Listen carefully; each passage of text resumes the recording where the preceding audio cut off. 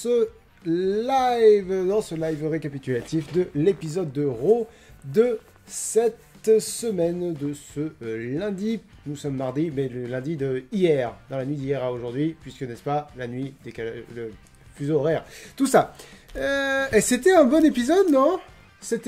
Non, c'était pas un bon épisode, mais par rapport à d'habitude, moi je suis arrivé à la moyenne que nous avons eu le meilleur Raw de l'année, pour l'instant. On est mi-février, donc voilà, la compétition est pas rude, mais on est sur une moyenne de D+. C'est bien. C'est bien pour Raw, je trouve. Enfin, je trouve. Bon, écoutez, je me suis... On va rentrer dans le détail. On va rentrer dans le détail, ça va être plus simple. Deux petites infos avant qu'on commence. D'une part, comme vous le savez, vous pouvez mettre vos messages en avant, en utilisant la fonction mettre mon message en avant qui se trouve sous le chat, et je répondrai à vos questions, je réagirai à vos messages et je les lirai à l'écran à la fin du récap. Et autre chose, si vous voulez voir les replays de ces émissions-là, je vous le rappellerai à la fin de la vidéo, mais ça se passe désormais sur la chaîne YouTube Statch. La chaîne YouTube Statch dont quelqu'un, un modérateur, vous donner le lien dans le chat. Et ça, c'est formidable. Il va falloir que je fasse un point. Hein. Je vais faire un point sur la chaîne Link the Sun pour expliquer... j'ai une autre chaîne, et puis pour ceux qui sont pas au courant, j'avais déjà une autre chaîne, et puis en plus, il y a d'autres choses. Bref, j'ai une chaîne Twitch, où je parle surtout de catch, mais il n'est pas exclu qu'un jour on fasse du jeu vidéo. Je m'emballe, tout le monde s'en fout de mon programme. On va commencer à parler de Raw qui s'est ouvert sur Miz TV, avec comme invité Drew McIntyre. Merci beaucoup pour les bits framboisiers productifs. Effectivement, tu es productif, surtout en termes de bits.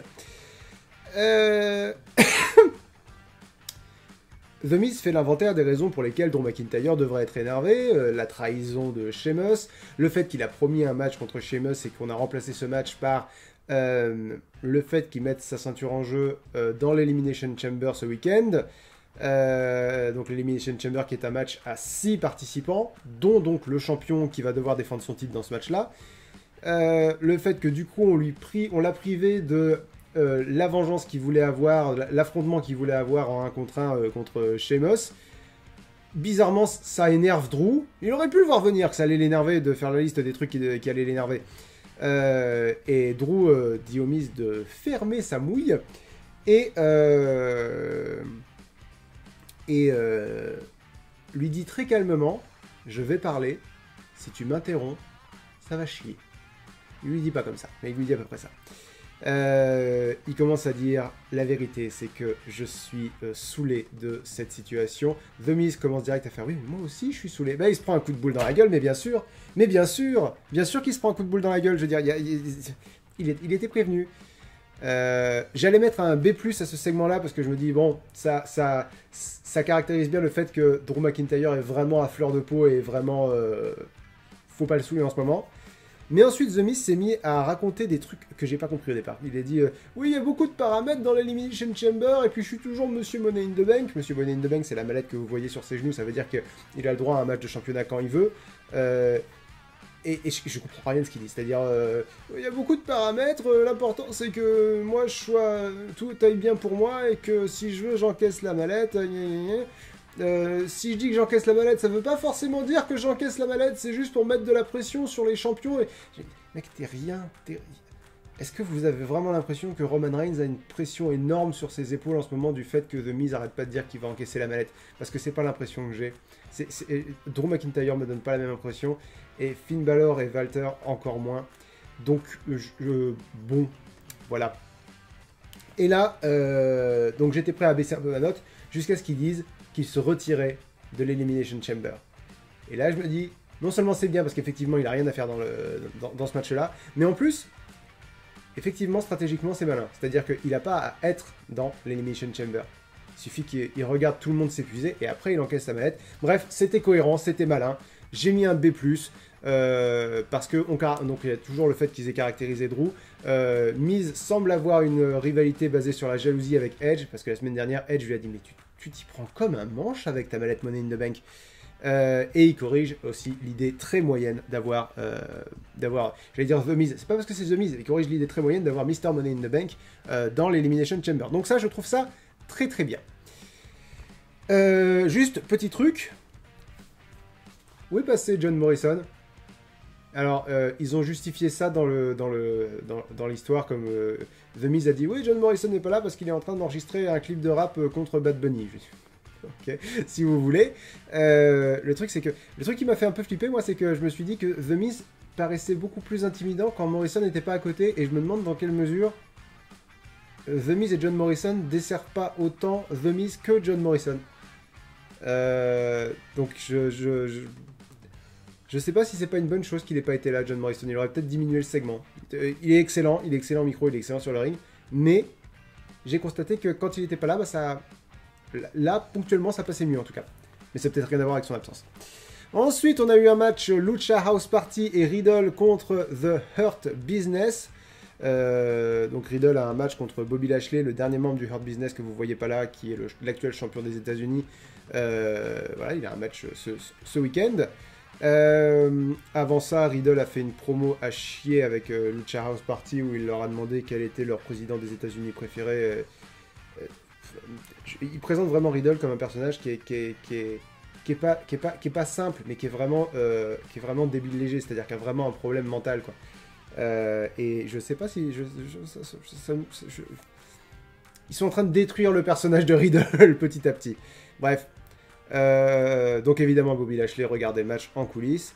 Les babyface ont gagné, mais je vois vraiment pas ce que ça apporte à qui que ce soit. C'est-à-dire que le problème de Riddle, c'est qu'il arrête pas de perdre contre Bobby Lashley et qu'il arrive à battre les autres membres du Hurt Business.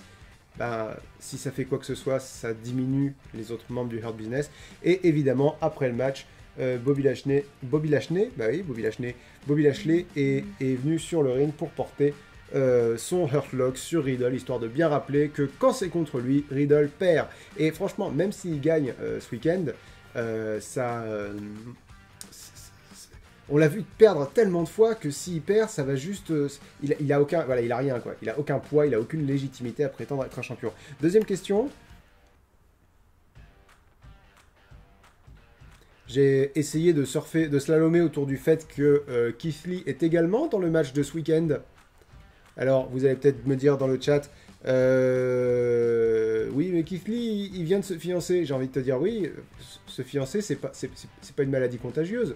Il peut se fiancer puis être là quand même. Donc bon, je sais pas. Je sais pas pourquoi ils ont pas mis Keith Lee dans le. Je veux dire, c'était un match à beaucoup de soleil. Pourquoi t'es là, le soleil? On est en février, t'es pas censé être là. Pas très cohérent là, j'ai mis C à tout, j'ai mis C- parce qu'il manquait Keith Lee, parce que moi je m'attendais à ce que voilà, Bobby Lashley porte le Hurt Lock sur Riddle, ensuite Keith Lee intervient, sauve Riddle, mais se regarde genre ouais, je t'ai aidé là parce que c'était pas juste, mais j'oublie pas que t'es sur mon chemin pour avoir le titre des États-Unis. Que non, Keith Lee n'était pas là. Bon. Ensuite, The Miz a essayé de placer ses pions. Il a dit bon, je me suis retiré de l'Elimination Chamber et je pense que c'était la chose à faire. Et je pense que quelqu'un devrait me remplacer. Quelqu'un qui a le vent en poupe en ce moment. Je pensais à John Morrison. Donc évidemment, son partenaire par équipe, John Morrison. Voilà, donc ça place les pions pour la suite de l'histoire. Ça aurait été mon segment le moins préféré. Comment on dit le moins préféré? Le pire segment, on va dire ça comme ça. Le pire, selon moi, apparemment, je mets pas suffisamment en exergue le fait que quand je parle, il s'agit de mon point de vue. Donc donc selon moi, le pire segment du show, Mandy Rose, et je sais pas si je peux dire ça parce que c'est une question d'interprétation, j'imagine, mais Mandy Rose est à moitié en train de draguer quand même Bad Bunny. C'est quand même l'impression que ça donne, si vous voulez. Je veux pas sonner sexiste ou quoi. Et puis, il y a aussi le fait qu'elle fait ce qu'elle veut. Mais Mandy Brooke, c'est plus ce personnage-là. C'est plus Mandy Brooke, maintenant, c'est la dernière fois qu'elle a été dans un angle où elle était dans la séduction, c'était l'année dernière dans toute la storyline avec Otis. Et aux dernières nouvelles, elle est encore avec Otis. Que là, qu'elle soit... Elle était peut-être pas en train de le séduire, mais enfin... Elle a quand même, regarde, j'ai acheté ton t-shirt. Donc évidemment, Bad Bunny regarde bien que c'est le bon t-shirt. C'est important. Ensuite, elle le félicite pour sa participation à SNL ce week-end en lui caressant le bras. C'est peut-être pas de la séduction. Et alors ensuite, elle part et Bad Bunny lui lance mais le père de tous les male gays. Genre. Et après, t'as Damien Priest, le pote de Bad Bunny, qui arrive et qui lui dit hey, comment ça va? Il dit pas t'as vu ce cul, mais enfin, voilà, c'est ça qui se passe. Ça c'est 2021, les enfants. 2021, il s'agit de... Voilà. Et pour parfaire ce segment, R-Truth arrive avec Akira Tozawa. R-Truth est le 24/7 champion. Le principe du titre 24/7, c'est que il peut être défendu n'importe où, n'importe quand, tant qu'il y a un arbitre pour faire le décompte. Akira Tozawa fait le tomber sur R-Truth. R-Truth est très content d'avoir gagné le titre 24/7. Il revient, il célèbre comme ça en reculant. En reculant, il rentre en contact avec Damien Priest. Damien Priest qui jette Akira Tozawa dans une boîte en métal. Je ne sais pas comment ça s'appelle ces trucs-là. Est-ce que j'ai pensé à lancer l'enregistrement? Oui, c'est bon. Et dit à Bad Bunny, vas-y, fais-le tomber, tu seras le champion. Bad Bunny, alors Bad Bunny joue très bien le gars qui... Non, je préfère ça, je peux ça c'était chouette. Et Bad Bunny fait le tomber sur Akira Tozawa pour devenir 24/7 champion. Akira Tozawa. Je vous parle souvent de l'époque où je regardais 205 Live et où c'était vraiment excellent avec Cedric Alexander, Mustafa Ali et Buddy Murphy. Si je devais citer deux autres noms de cette période-là, qui a été vraiment une période géniale dans 205 Live, ce serait Drew Gulak et Akira Tozawa. Et là, maintenant, il fait ça. Et maintenant, il fait ça. Et c'est... Je suis d'une tristance. Bref, j'ai mis D à cette daube. Ça me semble être une bonne moyenne. Ensuite, le New Day aborde Adam Pearce en lui disant dis donc, comment ça se fait que l'Elimination Chamber cette année, c'est Drew McIntyre contre d'anciens champions de la WWE? Ça, y a pas de problème, c'est cool. Pourquoi Kofi Kingston, il y est pas? Ce qui est un point tout à fait legit. C'est-à-dire que Kofi Kingston, son règne date d'il y a 2 ans. Donc, oui. Pourquoi il y est pas? The Miz arrive et dit non, ce sera John Morrison, il a été champion ECW du monde.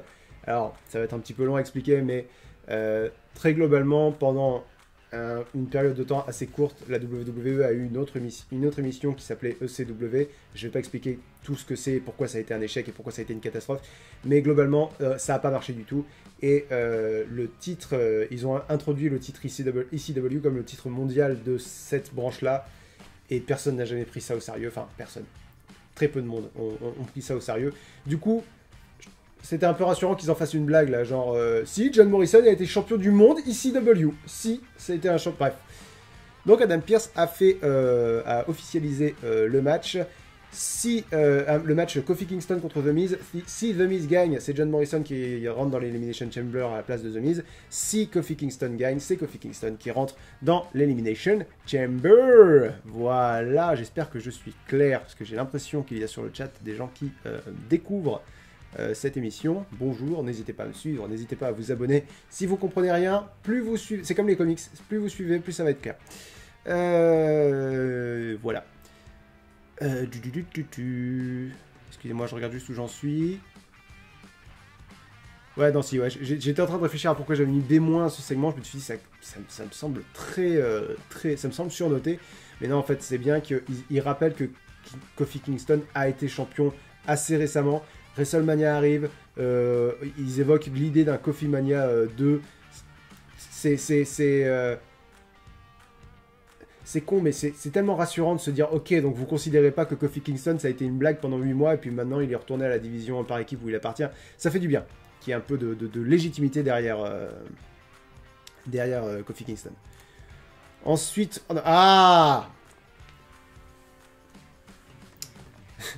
avant ça, ils ont montré une vidéo pour hyper Elimination Chamber, où il y avait Kofi Kingston dans la vidéo.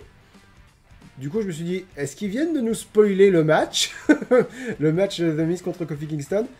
Je suis parti du principe qu'ils pouvaient ne pas nous avoir spoilé. Ils nous ont peut-être spoilé. Et peut-être spoiler, ça compte pas. De toute façon, il y a 50% de chances que Kofi Kingston gagne. Donc ensuite, on a eu ça.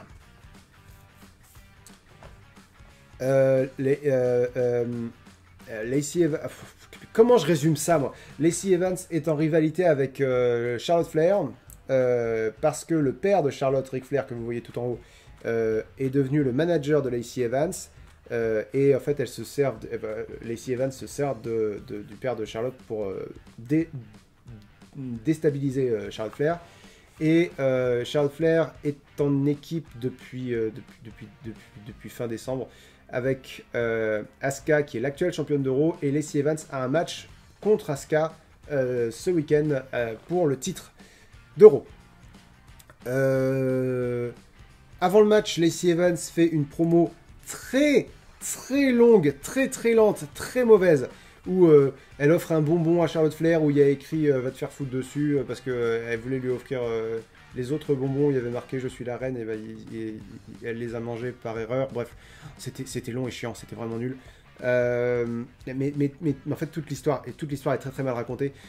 Juste le match, je crois que je lui ai mis C-. Non, attends, non, c'est la promo. La promo, je lui ai mis C- parce que c'était sans conséquence, c'était vraiment, ça servait à rien, et en plus c'était pas bon. Et ensuite il y a eu le match. Alors, le match. Je vérifie les images que j'ai. Non, j'ai pas d'image du match. J'ai l'image de ce qui s'est passé à la fin du match. Parce que pendant tout le match, Lacey Evans a évité Charlotte Flair. Et pourquoi pas? Parce que Lacey Evans veut repousser la confrontation avec sa principale rivale dans cette histoire. Et à la fin du match, Lacey Evans descend des abords du ring. En fait, Peyton Royce lui passe le tag. Si j'ai pas évoqué une seule fois Peyton Royce dans cette histoire, c'est parce que Peyton Royce est pire qu'une 5e roue dans cette histoire. Elle est littéralement le bouquin que tu fous sous un meuble pour caler. Là, il fallait un match en tag pour que Lacey Evans affronte à la fois Charlotte Flair et Asuka, parce que la vraie rivalité de Lacey Evans, c'est contre Charlotte Flair, mais son match de ce week-end, c'est contre Asuka. Donc Peyton Royce, elle est là et elle mérite 100 fois mieux. Bref. Lacey Evans descend du ring au moment où Peyton Royce lui passe le tag en disant « Non Charlotte, tu ne t'en prendras pas à moi, je suis enceinte ».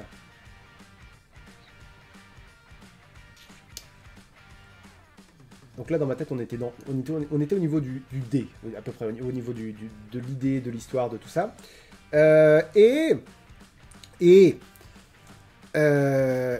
Ric Flair a survendu la nouvelle comme si c'était la meilleure nouvelle du monde et a dit à Lacey Evans hey, tu vas pouvoir m'appeler papa maintenant. Ils ont établi la semaine dernière que leur relation n'était, enfin la relation entre Ric Flair et Lacey Evans n'était pas du tout d'ordre intime, d'ordre sexuel, d'ordre... Bref, et là de deux choses l'une. Soit le personnage Lacey Evans est vraiment enceinte et à ce moment-là, pourquoi elle a accepté le match? Et soit c'est une stratégie de la part de Lacey Evans parce qu'elle veut déstabiliser Charlotte. Et à ce moment-là, je vois vraiment pas je comprends pas. Je comprends pas au niveau des personnages. J'ai cru voir passer sur le chat que la catcheuse, enfin la personne qui interprète Lacey Evans est vraiment enceinte. Mes félicitations, c'est génial. L'histoire n'a aucun sens. L'histoire n'a aucun sens. Ça n'excuse rien, quoi, si tu veux. Ça n'excuse rien. L'histoire est extrêmement mal racontée. Et surtout, après...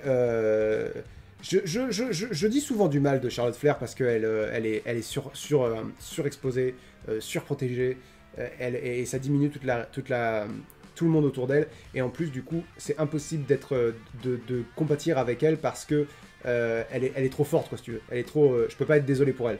Que là, la tête de Charlotte Flair, ici, c'est vraiment ma tête à moi, quoi. C'est... arrêtez, quoi. Pitié, arrêtez cette histoire. Est-ce que vous êtes en train d'essayer de nous faire croire que Ric Flair est le père du bébé Lacey Evans? J'ai pas envie de penser à ça, quoi. Et ça n'a aucun... J'ai mis un E. J'ai mis un E à cette daube. C'est incroyable que ce soit aussi mal raconté. Et Peyton Royce, et Asuka qui joue la 5e roue, encore et toujours, et Charlotte Flair qui a l'air de s'emmerder dans cette histoire. Tout est triste à part l'abonnement de Camp du Tort 27. Merci beaucoup à toi. Donc voilà,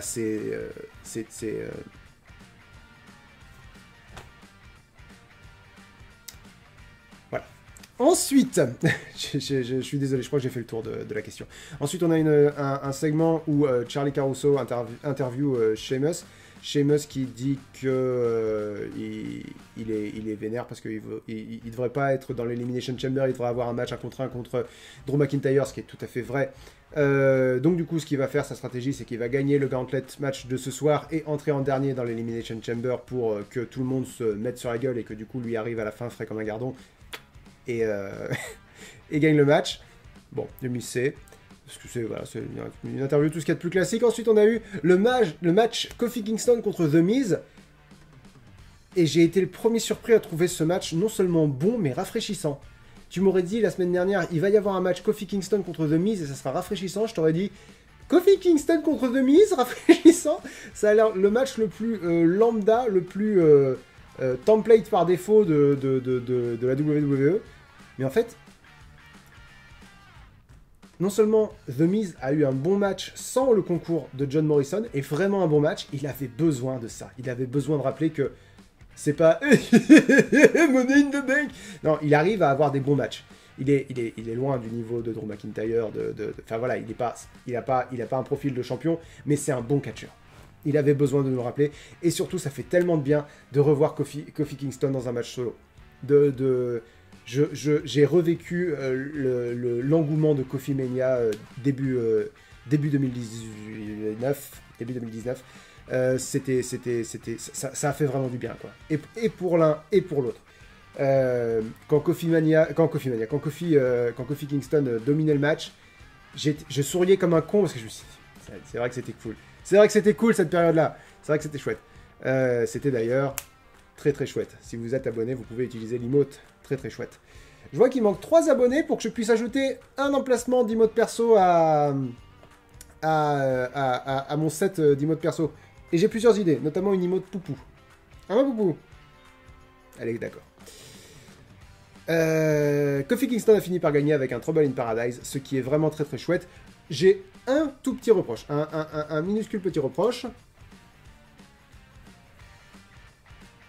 Kofi Kingston est en rivalité avec Mustafa Ali. Mustafa Ali, dont tout le truc c'est Kofi, tu m'as volé mon opportunité en 2019. La Kofi Mania s'est construite sur les cendres de mon push. C'est vrai, c'est factuellement vrai. Là, il y avait une autoroute pour que Mustafa Ali intervienne dans ce match et coûte.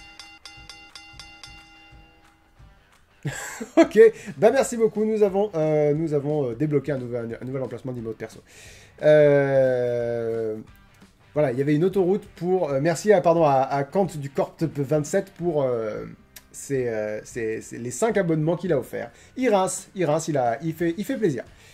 Donc voilà, il y avait une autoroute et ils l'ont pas prise et Mustafa Ali n'est même pas apparu dans cet épisode.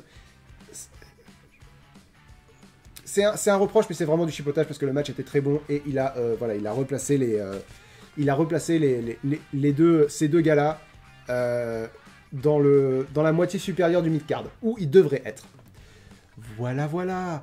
Ensuite, on a eu encore la tristance et la division féminine de Raw en ce moment, c'est pas Jojo. Hein. En ce moment, alors on a eu la nouvelle Tristance, une interview de Lana et Naomi où globalement elles ont gloussé, elles ont dit des banalités pas terribles, elles ont fait des jeux de mots sur le trou de balle de Nia Jax parce que c'est vraiment ça dont tout le monde parle en ce moment sur Reddit. C'est moins... C'est-à-dire que Lana a commencé la promo en disant ouais, Nia Jax et Shayna Baszler veulent absolument passer pour les meilleurs de l'histoire, alors que moi je veux juste être le meilleur que je puisse être. Non, mais Jax et Baszler, elles ont jamais dit qu'elles voulaient être les meilleures de l'histoire, elles veulent juste péter la gueule, c'est tout ce qu'elles veulent. Bon, ça... Ah, mais non, mais enfin non, mais qu'est-ce que vous faites? Et le trou de balle de Nia Jax, je vais peut-être recontextualiser un peu. La semaine dernière, Nia Jax a raté une descente de la cuisse. Du coup, elle est tombée sur son cul. et elle a vendu ça. C'était drôle, je vais pas dire que c'était pas drôle, c'est juste que c'était un peu, c'était potage, quoi, c'était pas, voilà, ça valait pas le coup de rester 50 ans dessus. Elle a vendu ça en faisant aïe, mon trou, donc my hole, et du coup, elle s'est fait foutre de sa gueule à SmackDown pour ça, et là, Lana et Naomi font des blagues à base de holes, genre... elle mérite ça, and a whole lot more. Elle a dit trou. Ça, pitié, quoi. Et ensuite, on a eu un match... Non, qu'est-ce qu'il fout là, lui? Ah oui, il a fait ça avant, dis donc. Bonjour, Randy Orton. T'as l'air surpris de me voir. Randy Orton nous rappelle que c'est pas encore fini avec Drew McIntyre et qu'il va gagner donc le Gauntlet match de ce soir, parce qu'il nous rappelle qu'il finit toujours ce qui commence de la même façon qu'il a fini sa rivalité avec Bray Wyatt en lui mettant le feu. Sa promo est interrompue par Alexa Bliss. Alexa Bliss qui dit que The Fiend va revenir et voilà, et on change de plan, on se rend compte qu'elle est au milieu d'un patacle et c'est assez cool. Ils ont fait un effet d'écho très, très fort sur sa voix et un rire féminin, ça ressemble à un rire d'enfant et un rire féminin avec l'écho et tout, ça fonctionne très très bien ça fonctionne très bien. Ça fait flipper, c'est très très chouette. J'ai beaucoup aimé ce passage. Ensuite on a eu Lana contre Shayna Baszler. On a eu... Putain, prenez du recul, quoi. Prenez du recul sur ce que je dis. On a eu Lana contre Shayna Baszler. Donc Lana, c'est une des moins bonnes catcheuses de la WWE. Peut-être la pire. Peut-être la pire. Là, j'ai pas d'exemple qui me vient comme catcheuse pire. Mais globalement, Lana est pas... La division féminine de la WWE est vraiment excellente et Lana est pas au niveau. C'est pas un reproche, c'est ponctuel. Elle peut s'améliorer, elle a d'autres qualités. En tant que manager, elle fonctionne très bien. Bref. Donc là, voilà. Contre Shayna Baszler, qui est non seulement excellente, mais qui en plus est, même dans le kayfabe, elle est excellente. C'est-à-dire que c'est elle qui a eu la ceinture féminine de NXT le plus longtemps. Enfin, l'écart de niveau est aberrant, quoi, aberrant. Ce match a duré beaucoup trop longtemps. Ça aurait dû être un squash. Un squash match, c'est un match unilatéral où un catcheur montre sa domination totale sur son adversaire. Ça aurait dû être ça. Le match a duré beaucoup trop longtemps. Lana a tenu beaucoup trop longtemps. En regardant le match, j'avais vraiment beaucoup de mal à m'y intéresser, quoi. J'étais vraiment en mode attends, je vais remplir mes notes, je vais réfléchir à mes emotes perso. J'ai pris 2-3 photos de la poupou pour les emotes perso. Je vais remplir mon tableau au niveau des storylines, machin truc. J'en avais rien à foutre de ce match-là. J'arrivais pas du tout à m'intéresser à ce match-là. Shayna Baszler a fini par gagner parce que évidemment et voilà. C'est littéralement rien de plus. Bon. Parce que Lana et Naomi ont un match pour les ceintures par équipe féminine de Shayna Baszler et Nia Jax ce week-end, je crois. Pas un mot sur Dakota Kai et Raquel Gonzalez qui viennent de remporter le Dusty Rhodes Tag Team Classic féminin qui leur donne le droit à un match pour les ceintures par équipe. Pas mentionné. Rien. Ensuite, j'aurais pu faire un panneau missing Dakota Kai et Raquel Gonzalez.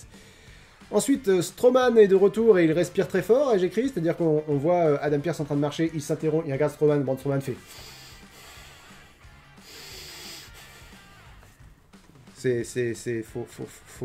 Faut diminuer ton taux de cholestérol, Strowman, mais lui, tous ceux qui respirent fort comme ça, faut absolument que vous preniez plus soin de votre santé, les gars, parce que c'est pas normal de respirer aussi fort.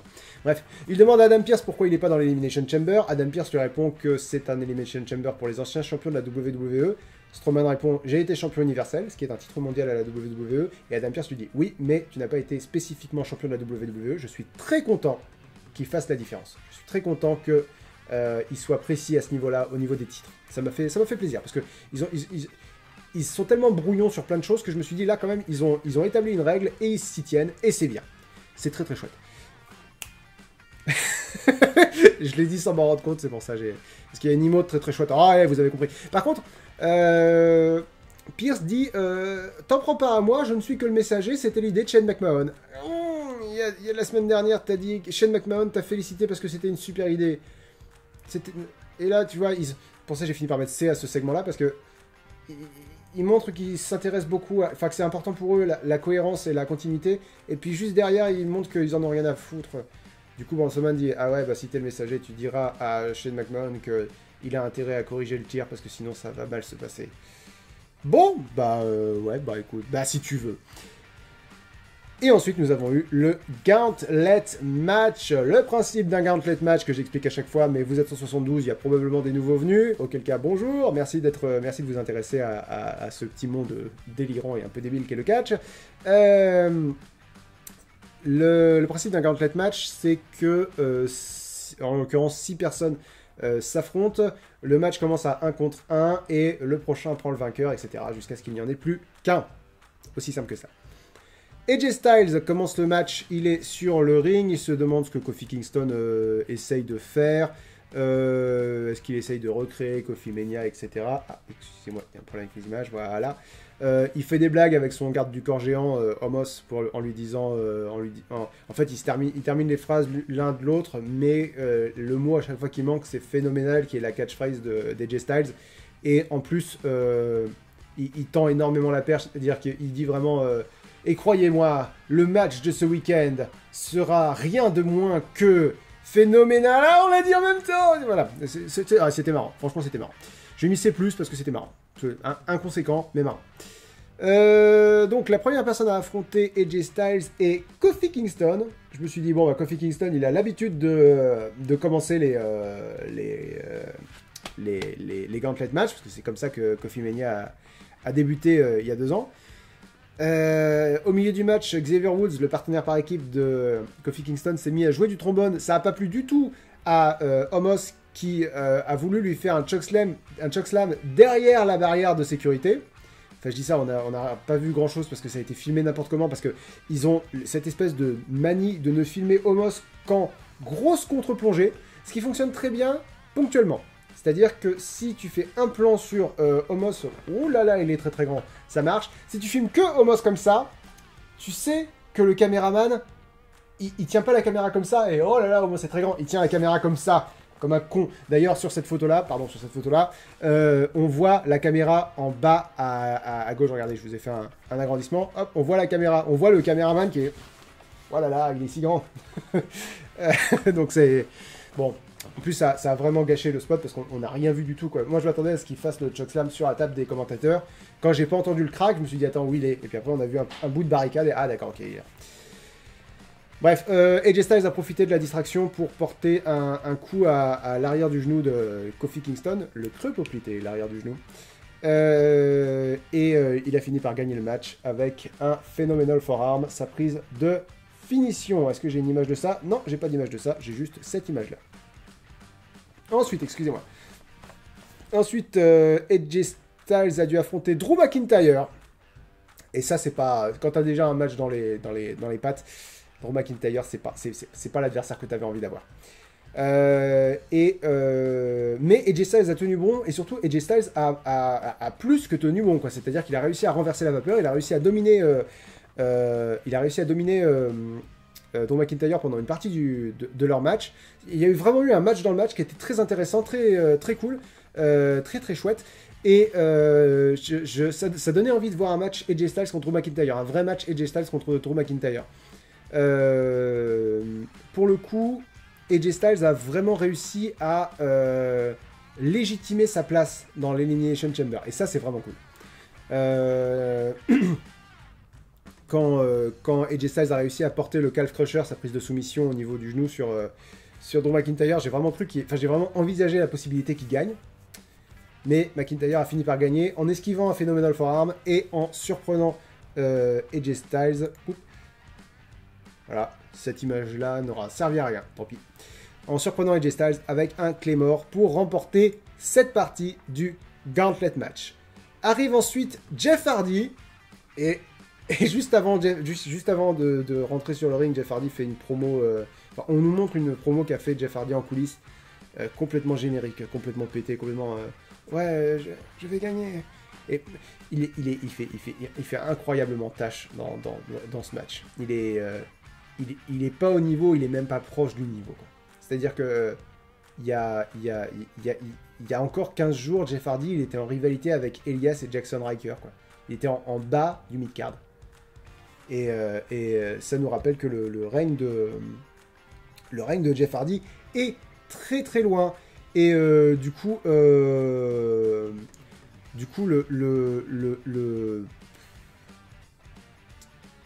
en fait, Jeff Hardy n'a pas du tout réussi à faire ce que AJ Styles a fait, à légitimer sa place dans l'Elimination Chamber. Il a, à plusieurs moments dans le match, il a chanté son nom tout seul, c'était d'un déprimant. Plusieurs fois dans le match, il fait Hardy, Hardy, et t'as le gars en régie, parce qu'il n'y a pas de public, c'est la régie qui décide qu'est-ce qu'on chante. T'as le gars en régie qui a fait...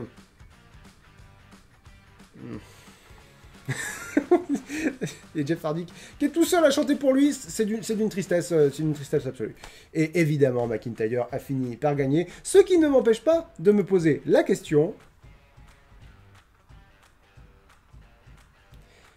Jeff Hardy est censé être en rivalité avec ces deux-là, avec Elias et Jackson Ryker. Pourquoi est-ce qu'ils ne sont pas intervenus là? Parce que c'est pour continuer l'histoire qu'ils avaient commencé à raconter. Bref, j'ai l'impression qu'ils ont interrompu plein d'histoires, le temps de faire Elimination Chamber, et on reprendra les histoires où on en était après le PP.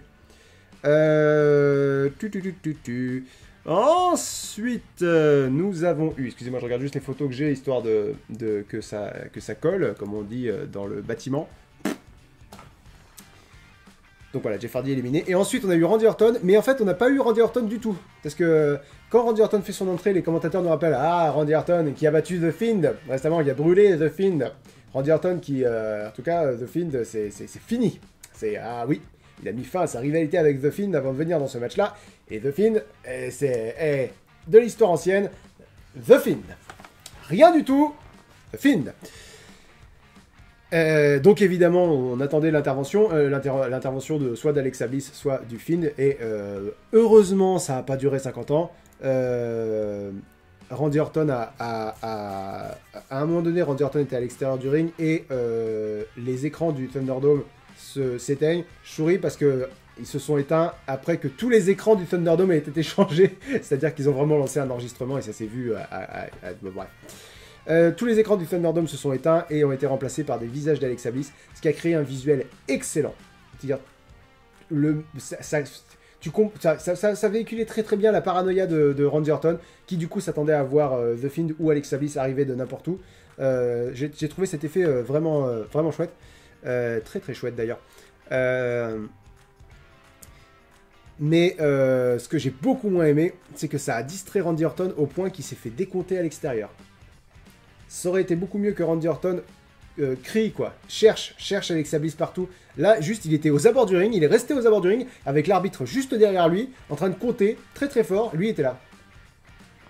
Il pouvait pas ne pas entendre l'arbitre qui faisait 7 8 allez 9 donc voilà, c'était un mélange de très bon et de très mauvais. J'ai fini par mettre C à ce segment-là du match parce que c'était... bon, voilà. Randy Orton a essayé de rentrer dans le ring un petit peu trop tard et Drew McIntyre lui a porté un Claymore, histoire de faire bonne mesure, ce qui signifie que la portion finale du Gauntlet match est McIntyre contre Sheamus. Au départ, j'étais pas super chaud, parce que je m'étais dit, j'aurais préféré qu'ils ne s'affrontent pas, n'entrent pas en collision tant qu'ils ne se sont pas vraiment affrontés, tant qu'ils n'ont pas vraiment un match. C'est-à-dire, retenez le match. Retenez le match le plus possible. Retenez la confrontation le plus possible. Mais ça a quand même été bien. C'est-à-dire que Sheamus a attaqué Drew McIntyre par surprise avant le début du match. Drew McIntyre était crevé, il est passé par... Vraiment, il est passé par AJ Styles et Jeff Hardy, donc crevé, bon. Mais voilà, le match avec AJ Styles était vraiment énorme. Le match avec Jeff Hardy était oui, écoute, voilà. Orton n'a pratiquement rien fait, mais ça justifiait que McIntyre était quand même crevé pour son match contre Sheamus. Ce qui fait que quand McIntyre a réussi à revenir un tout petit peu sur Sheamus, on avait envie d'y croire, mais le guerrier celte a fini par remporter le match avec un Brogue Kick, ce qui donne énormément de légitimité à Sheamus pour ce week-end.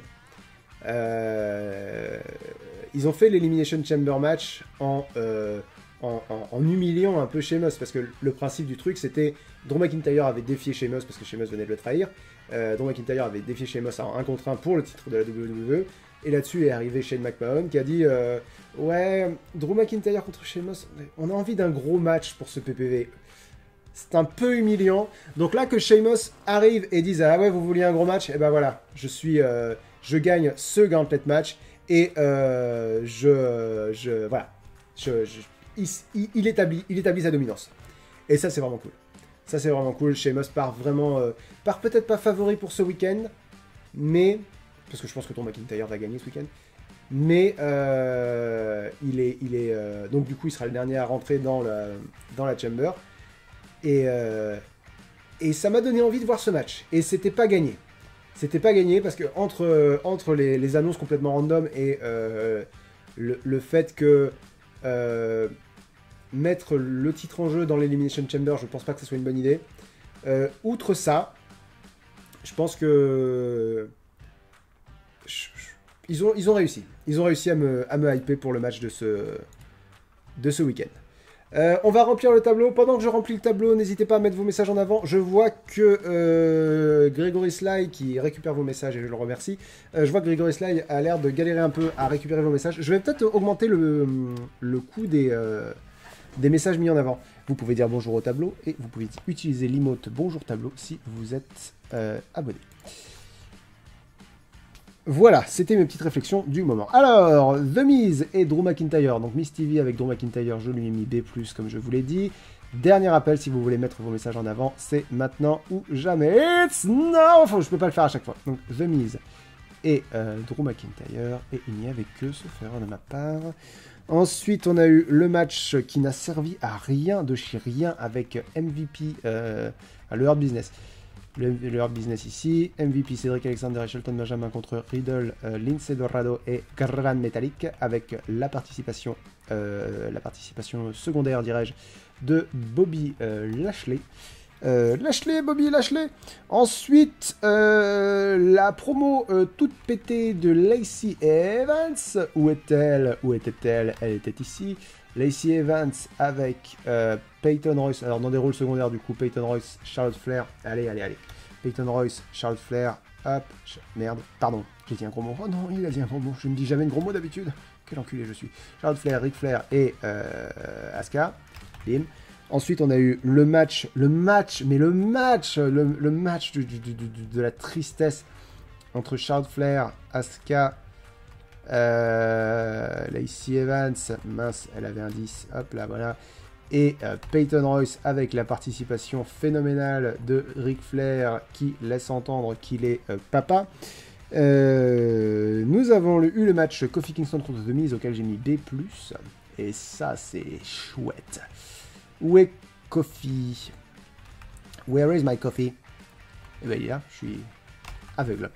Kofi Kingston contre The Miz. Ensuite, nous avons eu le match Lana contre Shayna Baszler, auquel j'ai mis C-. Heureusement, Lana n'a pas gagné.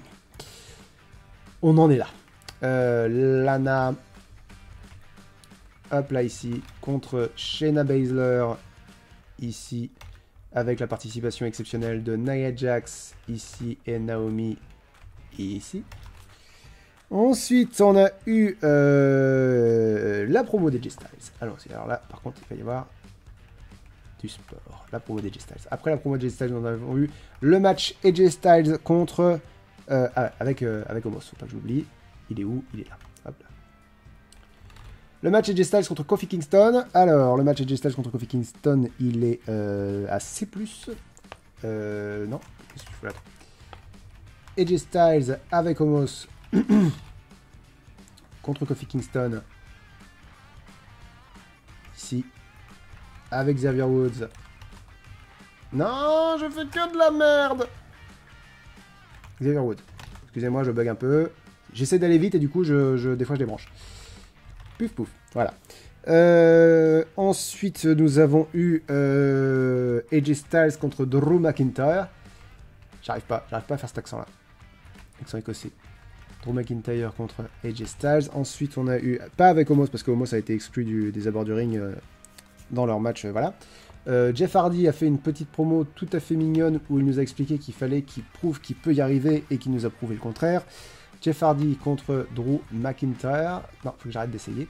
Ensuite, on a eu le segment Drew McIntyre contre Randy Orton, où j'ai mis C parce que je vous dis c'est un équilibre de bonnes choses et de mauvaises choses, avec la participation exceptionnelle d'Alexa Bliss. Et enfin, nous avons eu McIntyre contre Sheamus, auquel j'ai mis B.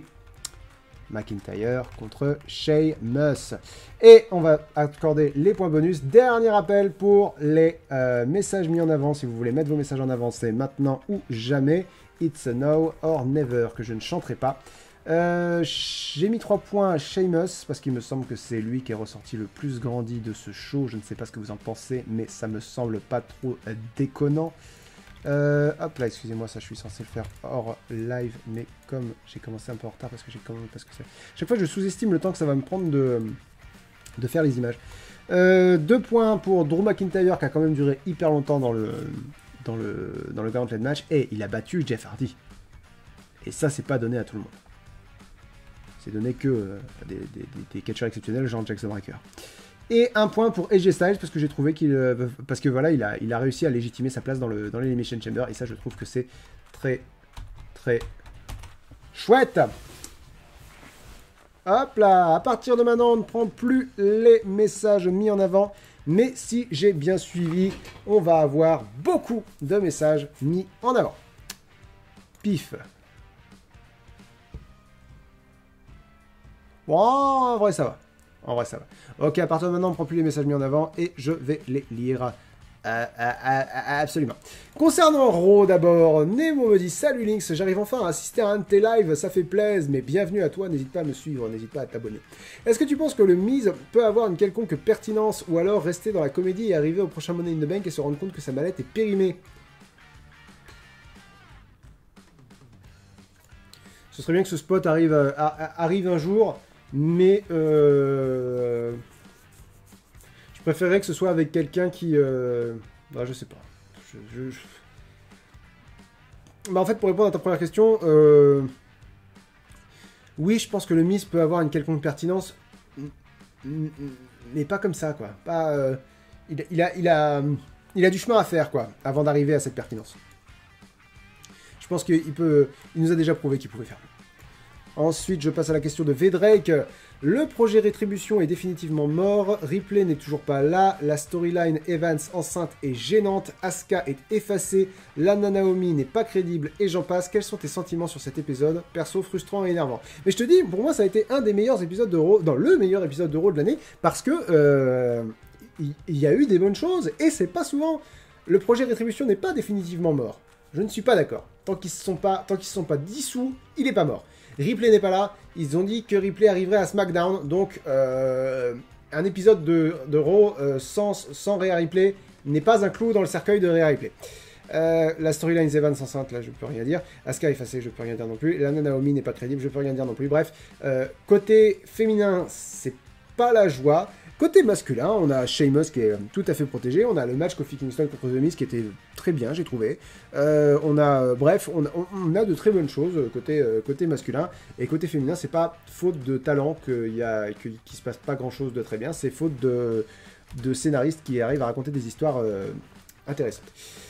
Le critique de 172 me dit: salut Lynx, comment tu vas? Ça va très bien, merci. Perso, une histoire du Miz aurait été plus intéressante pour John Morrison et pour laisser le champ libre à Mustafa Ali, mais le match était bon. Ne serait-ce pas le meilleur Raw de 2021? Bah si, je l'ai déjà dit plusieurs fois, c'est le meilleur Raw, d'ailleurs je vais vous le prouver. Hop là, tableau, pif pif, hop, et voilà. Là, vous avez les épisodes de Raw avec leurs notes. Donc, je l'ai dit plusieurs fois, mais je le répète, c'est une échelle dynamique. Donc, du coup, ça ne veut pas dire qu'il n'y a eu absolument rien de bien sur ce show. Ça veut juste dire que c'est le pire show de tous les shows que j'ai récapitulés cette année.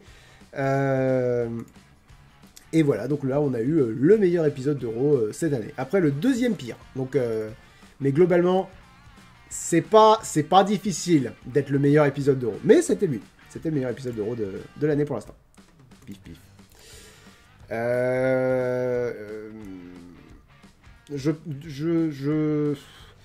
Je pense pas qu'une victoire de The Miz aurait été plus intéressante parce que John Morrison n'aurait jamais gagné l'Elimination Chamber. Tu me diras que Kofi Kingston ne la gagnera pas non plus. Mais il reste fidèle à cette idée de que des champions de la WWE et ils reconnaissent le règne de Kofi Kingston comme étant un règne avec le titre de la WWE. En fait, ce qui s'est passé à mon avis, c'est que la semaine dernière, ils avaient oublié que Kofi Kingston avait été champion de la WWE. Et que cette semaine, ils se sont dit « Oh merde !» Ah bah oui, parce que c'est beaucoup plus logique de mettre Kofi Kingston que The Miz, parce que The Miz, il a déjà la manette. On va essayer de construire une histoire où c'est pas nous qui avons oublié Kofi. Donc non, je préfère que Kofi ait gagné. Quintax me demande « Salut Lynx, bien tu, comment va? Ce Raw était bizarre, Shayna a appris à se sortir d'un petit paquet et pour une fois, je voulais voir gagner Miz pour que Morrison puisse être dans l'Elimination Chamber. Donc voilà ma question, est-ce que tu penses que John Morrison fonctionnerait en face, en rivalité avec The Miz? Personnellement, je le trouve vraiment cool, mais son absence ainsi que celle de Keith et de Mustafa Ali m'a laissé un sentiment bizarre. Quand un catcheur n'est pas là à Raw, je pars du principe que c'est peut-être une question de santé, donc je tire pas de conclusion. Est-ce que Morrison fonctionnerait en face, en rivalité avec The Miz? Peut-être. Peut-être. On a déjà vu John Morrison en babyface, je suis pas sûr. Enfin, moi, en tout cas, je l'ai jamais vu parce que quand je suivais la WWE à l'époque, il était heel. Depuis qu'il est revenu, il est heel. Je pense que ça fonctionnerait parce que il a un bon timing au micro et il a un catch très impressionnant. Donc, je pense que ça fonctionnerait très bien. Maintenant, faut pas avoir trop d'espoir pour John Morrison. Il sera jamais champion du monde, quoi. Vince McMahon ne voit pas grand chose en lui, donc à partir de là, c'est réglé. Aldebaran me dit « Salut Lynx, je ne te demande pas si tu vas bien, d'autres l'auront déjà demandé et je ne pense pas que ça aura beaucoup changé. » Ah, il est bon, il anticipe. Juste pour dire que c'est dingue que la WWE a une catcheuse comme Lacey Evans qui a un bon potentiel de face, c'est une ancienne marine, et de voir qu'il la book aussi mal. Enfin bref, cette rivalité avec Charlotte, c'est une mauvaise blague trop longue. Lacey Evans fonctionne vraiment très très bien en heel. Quand j'ai découvert le personnage de Lacey Evans, je me suis dit, c'est assez brillant et peut-être involontaire qu'un personnage qui incarne des valeurs un peu rétrogrades, genre la place de la femme c'est à la cuisine, moi je suis une vraie femme parce que je sais catcher, mais je sais aussi être là, être dans mon foyer à temps pour... Bref, tout le monde devrait être comme moi, mais je me suis dit... Ça peut très bien fonctionner, mais je ne pense pas que ce soit ce qu'ils essayent de faire. Et effectivement, c'est absolument pas ce qu'ils essayent de faire. Lacey Evans, c'est pas heel parce qu'elle essaye d'emprisonner les femmes dans une image rétrograde de la femme. Elle est heel parce qu'elle est arrogante, parce qu'elle est prétentieuse, parce que voilà. Et ouais. Mais du coup, ça oui, elle pourrait très bien fonctionner en face aussi s'ils mettent l'accent sur le fait que effectivement c'est une ancienne marine, que c'est une femme courageuse qui a fait ce qu'elle veut, que voilà, ça pourrait très bien fonctionner aussi. Là, ça ne fonctionne pas. Mais c'est de la faute de personne, parce que vraiment, Peyton Royce, on a vu qu'elle était excellente dans un certain contexte. Asuka, je vais même pas parler d'Asuka. Charlotte Flair, évidemment qu'elle est excellente, Charlotte Flair. Et Lacey Evans, elle est très bonne aussi. Bien utilisée, elle peut être excellente, Lacey Evans. Mais il l'utilise très mal, effectivement, je suis d'accord avec toi. Alatfal me demande, je suis arrivé en retard, Kofi dans l'Elimination Chamber par surprise, entre guillemets, possible implication de Mustafa Ali, il n'y a que moi. J'aime pas j'aime pas les interventions dans l'Elimination Chamber. Quand c'est pas Shawn Michaels qui intervient pour coûter la victoire à l'Undertaker, j'aime pas les interventions dans l'Elimination Chamber. C'est pas mon truc. Après, bien fait, ça peut être... Voilà, je parle de Shawn Michaels et Undertaker. Bien fait, ça peut être très cool. Donc, pourquoi pas. Mais là, comme ça, a priori... Si c'est juste venir faire... Ah, dis donc, Kofi, va te faire foutre et que Kofi dise... Ah, dis donc, c'est pas gentil ce que tu me dis. Et hop, petit paquet, Kofi est éliminé. Bon, voilà, ça m'intéresse pas vraiment. Mais ça peut être très bien. Ça peut être très bien. Hop là, on continue. Concernant le catch en général à présent, Val022002 me dit « Salut Lynx, penses-tu qu'un jour quelqu'un utilisera la manette sur le champion NXT ?» Oui, je pense. Ils l'ont fait sur la championne NXT, donc je me dis, il y a un précédent, pourquoi pas. Mudex dit « Salut Lynx, les 380 cloches sont enfin miennes. Félicitations, Smiley qui pleure de rire. Que penses-tu du fait qu'il n'y ait apparemment pas d'Elimination Chamber match féminin de prévu ?» C'est bien que il force pas. Et là, en l'occurrence, il n'y a pas vraiment de contexte où ce serait pertinent. Donc, ça me pose pas de problème. Ça me pose pas de problème. Faudrait pas que ça soit, faudrait pas que ça soit, que ça continue quoi. Faudrait pas que les femmes soient tellement mal bookées que ça finisse par devenir normal qu'il n'y ait pas d'Elimination Chamber féminin parce qu'il n'y a rien qui va vers ça. Mais là en l'occurrence, il n'y avait rien de cohérent pour aller vers Sasha Banks est en rivalité contre Carmella et Bianca Belair a pas encore choisi qui va affronter à WrestleMania. Et côté Raw, côté Raw. Côté Raw, ils sont partis pour un match Lacey Evans contre Asuka. Donc j'imagine que si la catcheuse qui interprète Lacey Evans est vraiment enceinte, ils vont laisser tomber le match. J'imagine que c'est comme ça que ça va se passer. Si elle l'est pas, je sais pas du tout. Donc ils auraient pu faire un Elimination Chamber côté Raw. Mais est-ce que ça serait si intéressant ça? Qui y mettrait à part Asuka, Lacey Evans, ils auraient pu remplir avec, je sais pas, Mandy Rose et Dana Brooke, mais tu vois, ils ont bien fait de pas le faire. Si tu vas faire n'importe quoi, vaut mieux rien faire. Bah, exactement comme l'Elimination Chamber masculin, hein, vraiment. Côté Raw, parce que côté SmackDown, j'ai l'impression qu'ils ont mieux géré. Val020002 me redemande salut Lynx, comment vas-tu? Ça va toujours très bien. Je me demandais si tu avais toutes ces connaissances du catch depuis que tu as repris ou ce sont celles que tu avais avant, notamment les infos sur les anciennes superstars, etc. Bah, je continue d'apprendre. Elle est compliquée ta question. Je savais des trucs avant et puis je continue d'apprendre des trucs. Du coup, je sais plus de trucs. J'espère que je réponds correctement à ta question et que je l'ai bien comprise. Parce que je pense que j'ai répondu à ta question. Je pense que j'ai répondu à ta question. Yaka54 me demande salut Lynx, est-ce que tu vas bien? T'es sûr? Oui, oui. J'ai quelques questions. Quel est ton catcheur préféré à 205 Live, Raw, SmackDown, NXT, NXT UK, AEW et féminin? Ok, t'as pas une question, tu as 12 questions. Mon catcheur préféré à 205 Live en ce moment. 205 Live c'est compliqué parce que c'est pas vraiment. Bah bref. Merci beaucoup, Bert Alvarez, pour ton abonnement. C'est très gentil. Pour ton avènement. Ton avènement. C'est très gentil. Alors, mon catcheur préféré à 205 Live, c'est... J'en sais rien. Je vais répondre Kushida parce qu'il est apparu à 205 Live. Mon catcheur préféré à Raw, en ce moment, c'est... j'allais dire Mustafa Ali, mais non, vraiment, c'est celui qui a le plus de potentiel, mais c'est pas mon préféré. C'est pas celui que je préfère suivre en ce moment. Celui que je préfère suivre en ce moment... J'ai très hâte de revoir Bray Wyatt. Enfin, c'est ça. La question, ton catcheur préféré, ça veut rien dire parce que ça dépend ça dépend de beaucoup de facteurs. Écoute, je vais te répondre Mustafa Ali quand même. Ma catcheuse préférée à Raw en ce moment, la première réponse qui m'est venue, c'est Asuka. Donc je vais te répondre ça. Mon catcheur préféré à SmackDown, Seth Rollins vient de revenir. Roman Reigns est très cool. Daniel Bryan est excellent. Il y a tellement de bons catcheurs à SmackDown. Je vais regarder sur mon tableau. Ah oui, c'est Cesaro qui est en feu en ce moment. Murphy est extrêmement cool. J'ai envie de te répondre à Aleister Black. Je vois que ça a déconnecté sur OBS, mais je vais continuer parce que j'enregistre. Je vais te répondre à Aleister Black. J'espère que tu penseras à aller voir le replay pour avoir ta réponse. Mon catcheur préféré à NXT en ce moment et depuis un moment, c'est Johnny Gargano. Ma catcheuse préférée à NXT, c'est Io Shirai. Mon catcheur préféré à NXT UK, le premier qui m'est venu, c'est Walter, donc ça, on va répondre Walter. Ma catcheuse préférée à NXT UK, elle vient d'arriver, c'est Meiko Satomura. Même s'il y a Amal, mais c'est une catcheuse française, Amal, c'est pour ça que je l'évoque.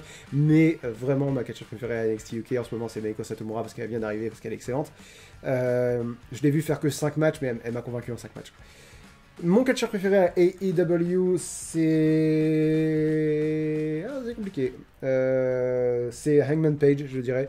Ma catcheuse préférée à AEW, ils construisent tellement mal leur division féminine que c'est très difficile. Ma catcheuse préférée à AEW, pareil, je vais pas te répondre Shana parce qu'elle est française, mais elle est quand même vachement bien, Shana. Juste, elle est présentée comme étant rien, quoi. Elle a pas de personnage, elle a rien. Ma catcheuse préférée à AEW, j'aime bien Hikaru Shida, mais ça j'ai vraiment l'impression que je choisis à chaque fois les champions. Je vais quand même te répondre Hikaru Shida parce que c'est la seule à avoir un petit peu d'histoire, quoi. Donc voilà. J'espère que ça a répondu à ta question et j'espère que tu penseras à aller voir le replay pour voir mes réponses. Irina Lita me dit coucou Lynx avec 2 S et 2 K. J'ai une question générale sur les dynasties de catcheurs. Est-ce qu'il y en a beaucoup ou c'est juste que quand il y en a, on en parle beaucoup, genre Charlotte Flair et son père. Et qu'est-ce que tu en penses en général? Est-ce que c'est une bonne idée d'appuyer cela dans les histoires? Je pense que le catch est un milieu extrêmement particulier où quand tu grandis dedans, tu as une porte ouverte qui serait beaucoup plus difficile à ouvrir sans ça. Et je pense que voilà, quand tu grandis dedans, tu as envie d'entrer dedans. C'est un peu comme le monde du spectacle quand tu as tes parents qui sont dans cet univers-là. Comme les fils des chanteurs deviennent souvent chanteurs, comme les fils des acteurs deviennent souvent acteurs. C'est des chemins qui sont pas faciles à emprunter. Quand tu as des contacts déjà dans cet univers-là, tu te dis, bah, je peux essayer. Voilà, je pense que c'est ça qui se passe. Est-ce que c'est une bonne idée d'appuyer sur ces histoires? Oh, je vois pas pourquoi ne pas le faire. Voilà. Charlotte Flair, c'est particulier parce que je trouve qu'elle utilise beaucoup trop les caractéristiques de son père. Elle a son catch à elle. Elle est très bonne. Elle est excellente. Elle a prouvé qu'elle vaut plus que son nom de famille. Ça, c'est une certitude. Maintenant, la robe, la musique d'entrée, tout ça, tout le packaging Ric Flair. J'espère qu'on se dirige vers le fait que Charlotte Flair se débarrasse de ça. Mais bon, bah, j'attends de voir. Attention, j'attends de voir ce que ça va donner.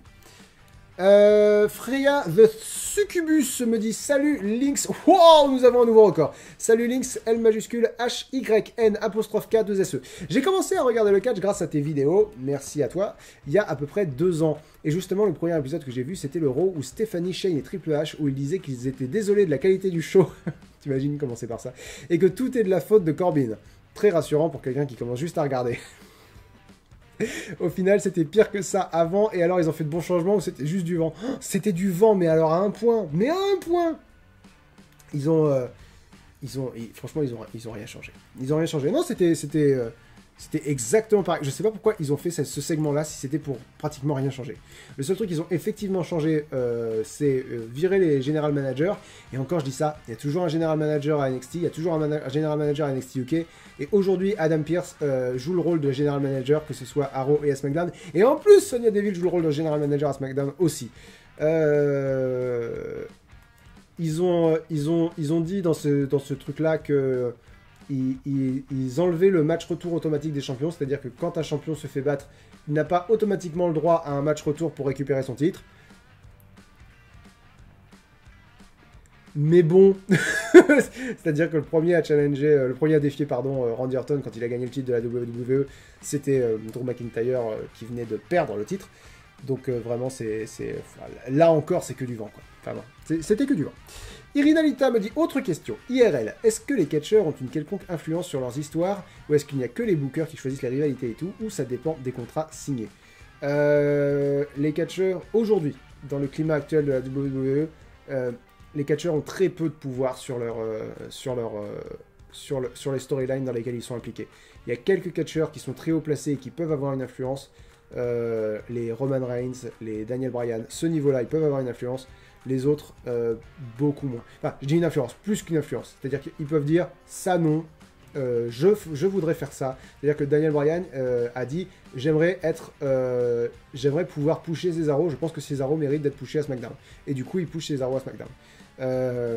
Roman Reigns a dit, oui, on pensait faire intervenir Damian Priest dans ton main event contre Kevin Owens. Et Roman Reigns a répondu, non, Damian Priest n'a rien à voir avec moi, je pense que c'est une mauvaise idée. Et du coup, ils l'ont pas fait. Sinon, c'est surtout les bookers, et les bookers cherchent à ne plaire qu'à une seule personne, et cette personne, c'est Vince McMahon. C'est-à-dire que c'est lui qui a le mot final sur tout, et le dernier mot, le mot final. C'est une très mauvaise traduction d'une expression anglaise. Qui a le dernier mot sur tout, et voilà, mais même les bookers, tu vois, ont un pouvoir très réduit à la WWE.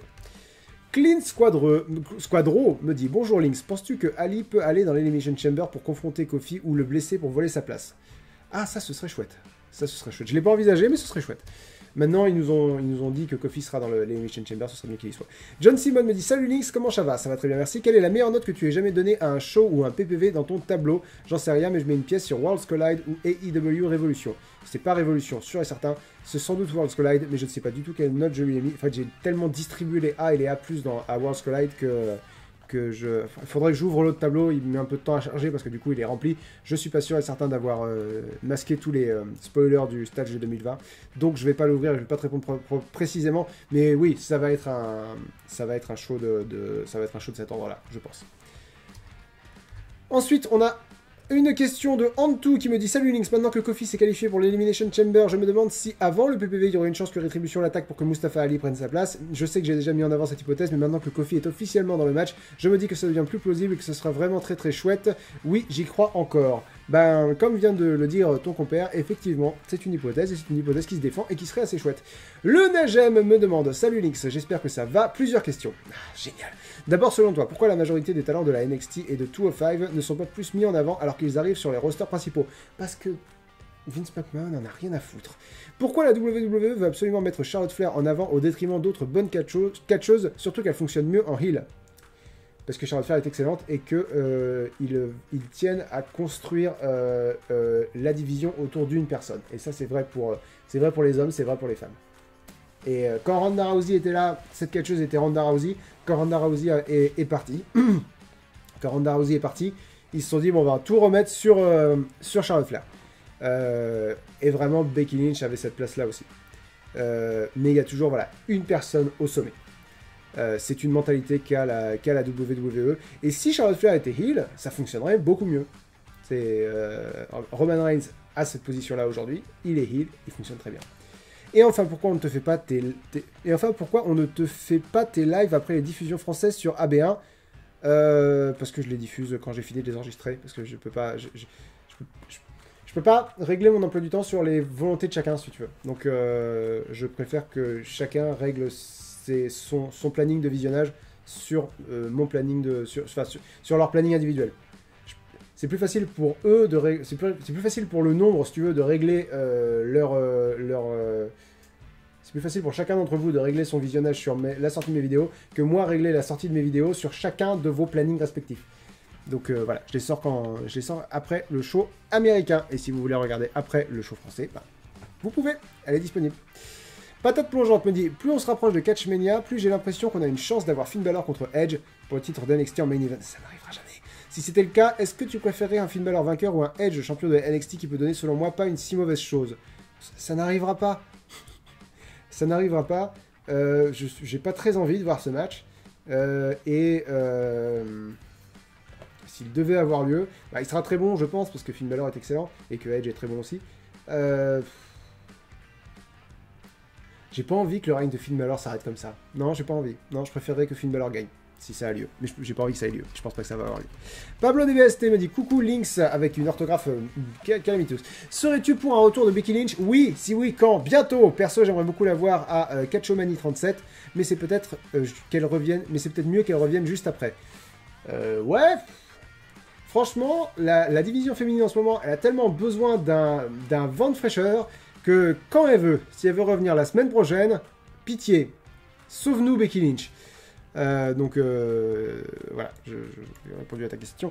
Huron me dit, du coup, quid du match d'Asuka à Elimination Chamber, arrivée surprise de Rhea Ripley. Il me semble bien avoir lu que Rhea Ripley sera à SmackDown, donc non. Et du coup, j'imagine qu'Asuka affrontera quelqu'un d'autre. Peut-être Peyton Royce. Ce serait cool. Que Asuka affronte la partenaire par équipe de Lacey Evans parce qu'elle peut pas se catcher. Ah, ce serait cool ça. Et du coup, Asuka, ce serait cool si Peyton Royce a un match où elle est suffisamment mise en avant. Évidemment, elle va retomber dans le mid-card après, mais qu'elle ait un match de PPV pour un titre, pour un titre mondial, ce serait vraiment cool. Quoi. Ce serait vraiment cool. Donc moi, voilà, j'aimerais bien ça. Mon compte secondaire me dit, bonjour Lynx, à la place de Vince McMahon, comment aurais-tu booké le règne de Sasha Banks? Je peux pas me mettre à la place de Vince McMahon. J'en ai absolument aucune idée. J'ai même pas le début d'une piste pour te répondre.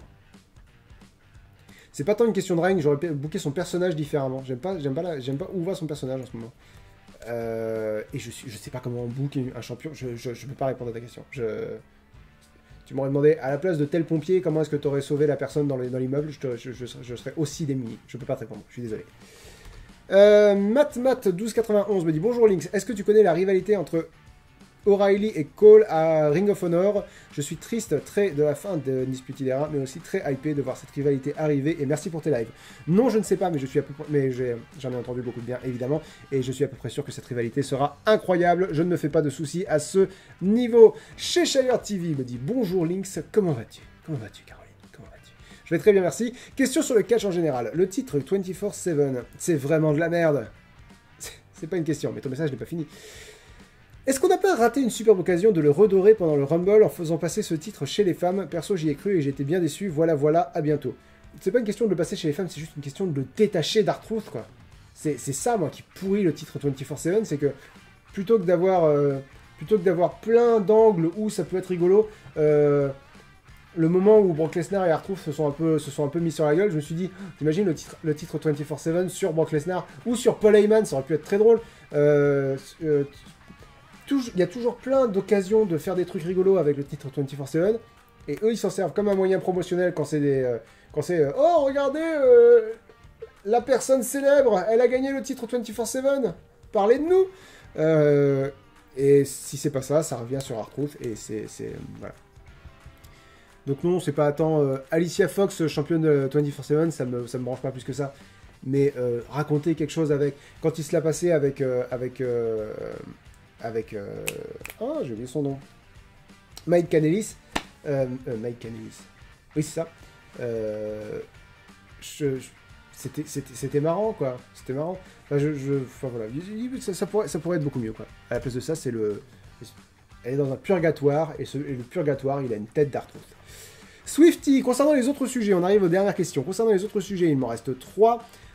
Swifty me dit, salut Lynx, je ne pourrais pas être là aujourd'hui, je passe juste en coup de vent pour te souhaiter une bonne journée et rendre hommage au génie The Miz. Allez, bonne journée. Merci beaucoup à toi, bonne journée à toi quand tu verras ce message, donc bonne soirée j'imagine, puisque tu le regarderas quand tu seras disponible ce soir, je pense. Kugan USA me dit, elle est vraiment enceinte.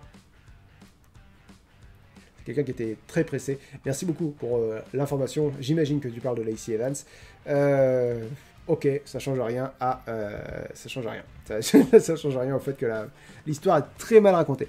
Et enfin, dernière question de Walking Shadow Gear qui me dit bonsoir Lynx. Je refuse d'épeler ça. Voici ma question, vu que, comme tu notes les catcheurs de la manière la plus impartiale possible, non. Je m'interromps là, non. Vu que tu notes les catcheurs de la manière la plus impartiale possible et que dans tes bilans de l'année, tu prends en compte des notes qui te surprennent alors que tu les as mis, quel est le catcheur qui t'a le plus surpris ou déçu niveau note? Alors c'est jamais si fort que ça. Je suis jamais vraiment très surpris. J'étais un peu surpris de voir comment Shane McMahon dans le top de 2019. Petit spoil, dans le top de 2020, il y a Velvet in Dream qui est à la fin du classement. Je peux pas dire que je suis surpris ni déçu parce qu'il a eu un run pour le titre de NXT, il a eu de très beaux matchs contre Adam Cole. Ça me fait chier de devoir parler de Velvet in Dream parce que c'est pas le moment, tu vois, j'ai pas envie. Pas envie, et c'est vraiment un cas où il faut marcher sur des œufs pour en parler. Mais voilà, j'ai pas vraiment eu de catcheurs qui m'ont très surpris ou très déçu. Pas très surpris ou très déçu. Évidemment, il y a des catcheurs que... En fait, je suis pas... Mon tableau fonctionne, quoi. C'est-à-dire que ceux qui sont pas dans le tableau, ils sont pas dans le tableau parce qu'ils méritent pas d'y être. Je trouve que Sasha Banks et Bayley sont pas suffisamment haut placés dans mon tableau par rapport à ce qu'elles méritent, mais on parlera de tout ça quand on fera le stage de 2020, qui sortira, j'espère, courant mars, parce que plus on s'éloigne de 2020, plus c'est ridicule. Mais en ce moment, je vous ai dit, il faut que je consacre énormément de temps au point culture, parce qu'il doit sortir en février. Et j'ai pas fini j'ai pas commencé le montage pour vous donner une idée à quel point je suis en retard. Donc je peux pas prendre du temps sur le stage de 2020, donc je recommencerai à travailler sur le stage de 2020 quand le point culture sera fini. Je vais même pas faire de point culture quiz parce que j'aurai pas le temps. Bref, je ferai un point où je parlerai de tout ça, et je ferai notamment un point où je vous parlerai de tous tout ce qui se passe en ce moment dans la bulle Link the Sun. Je vous rappelle que si vous voulez voir le replay de ces shows-là, ça sera sur une chaîne YouTube à part, ça sera sur la chaîne YouTube Statch, dont un modo pourra vous passer le lien si vous le lui demandez poliment. De toute façon, on se donne rendez-vous jeudi pour parler de AEW Dynamite et de NXT. Je vous remercie pour votre présence, je vous remercie pour votre patience, je vous souhaite une très bonne fin de journée et à jeudi pour ceux qui seront là et à plus tard. De toute façon, pronostic ce week-end, pronostic dimanche pour Elimination Chamber et voilà, et bonne fin de journée à tous et à la prochaine. Ciao tout le monde!